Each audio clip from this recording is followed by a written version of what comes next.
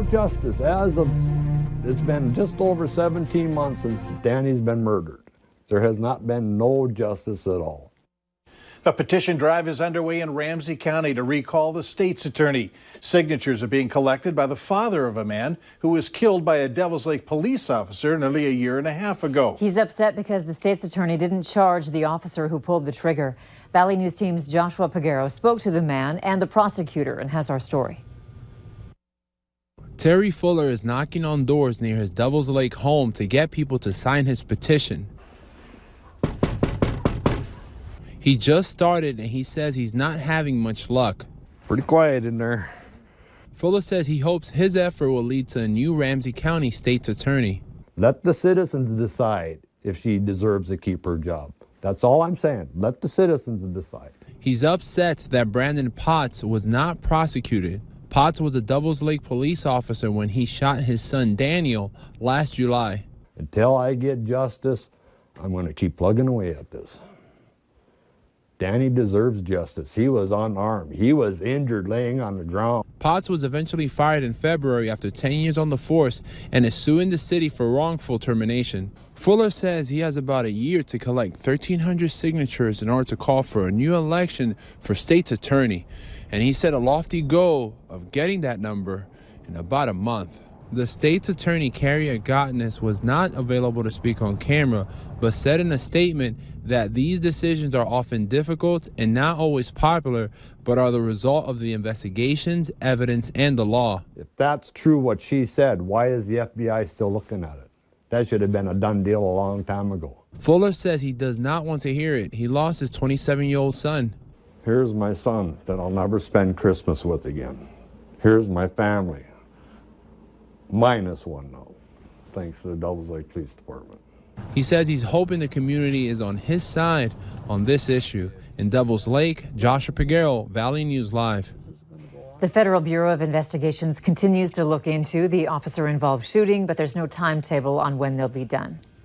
Temps have been on the rise of late, which is something we should be out and enjoy. Let's get the latest on what's to come tonight. Hutch is here with your no-wait weather forecast. Hutch? It's just nice to be above zero, although we did have to clean up some of that slippery snow on area surfaces this morning. There's more snow out to the west heading our way. In fact, it's going to be a while before it gets here, so enjoy your evening as temperatures continue to climb here in the FM area. Steady around 10 degrees in Lakes Country. One, though, up in Grand Forks. Now, as we take a look at your hour-by-hour forecast this evening, we stay quiet.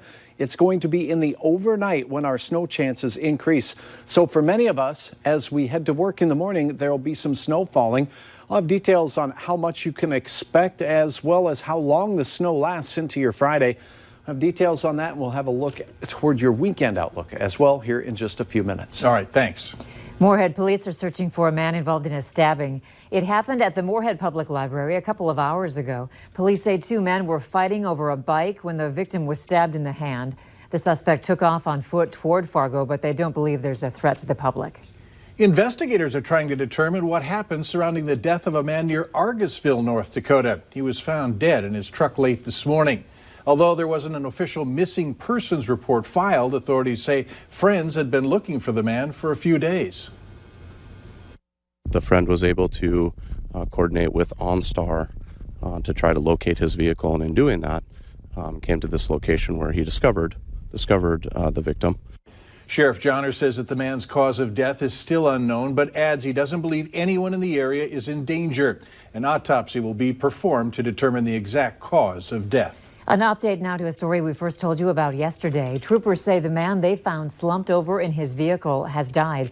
The Highway Patrol says 51-year-old Eric Magnuson of East Bethel was found unresponsive inside his truck near I-29 south of Grand Forks on Wednesday. The trooper broke the window and began CPR. Magnuson was taken to the hospital where he died. Flags in Minnesota are at half-staff today in honor of warrant officer candidate Court Plantenberg, whose funeral was today. He was one of 3 Minnesota National Guard members killed when their Black Hawk helicopter crashed in Stearns County last week. Similar honors will be extended to the 2 other victims of the crash, Chief Warrant Officers Charles Nord from Perham and James Rogers Jr. Funeral services have been set for Nord, who will be laid to rest Monday. Sending gifts to friendly strangers online over the holidays may seem festive, but the Better Business Bureau says if you're not careful, you could become the victim of a pyramid scheme. The BBB says viral social media gift exchanges can actually be scams masquerading as innocent fun. Eventually, you could end up buying and shipping gifts to people you don't know, and the favor won't be returned. To top it off, scammers will have your address and other information too.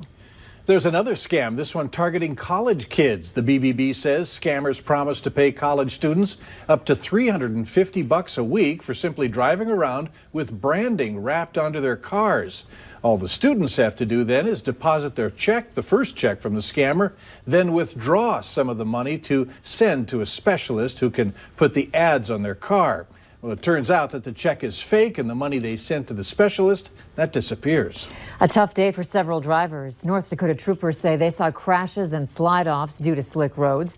Not an easy day for some in Minnesota either. This semi jackknifed on I-94 near Sauk Center, Minnesota. It's not known if the driver had any major injuries. Authorities say remember to keep your cruise control off and fasten your seatbelts. A record-breaking number of people are expected to travel this holiday season. AAA says more than 115 million Americans will travel from December 21st through January 1st. If you plan on being out on the day after Christmas, you might want to rethink your plans. AAA says that's when you can expect to see the most delays and congestions from highways to airports. If you have to update or renew your license in Fargo in the next year, the driver's license office is moving to a new location. For services like getting your real ID or taking the Class D road test, you'll have to go to the Village West Mall on 13th Avenue South. CDL and motorcycle driver's tests will stay at the 38th Street South location. All written tests can be taken at the North Dakota State College of Science Building's Fargo location. Ag students, listen up. There are $1,000 scholarships available thanks to the North Dakota Farm Bureau. Students can qualify if you're pursuing an ag major, are currently enrolled in an ag college, or high school seniors whose parents are members. Applications are due no later than March 15th. Last year, 8 students were awarded scholarships. North Dakota livestock producers hurt by the fall's extreme weather conditions can get some extra financial help. The state's Emergency Commission set aside $250,000 to help ranchers with their feed transportation costs. There are some qualifications, but once met, the amount producers are reimbursed is based on their expenses and how many people apply for the program. Applications must be submitted or postmarked by February 10th. Later on Valley News Live at 6, hackers make a move on a Ring camera system, what they did to the homeowners and how you can prevent it from happening to you. And temperatures near 10 to 15 degrees in our southern counties this afternoon. Still fairly mild out there, but as we look to the west, it's getting wild again. Another round of shovel trouble heading our way. I'll have the very latest in your hour-by-hour forecast next.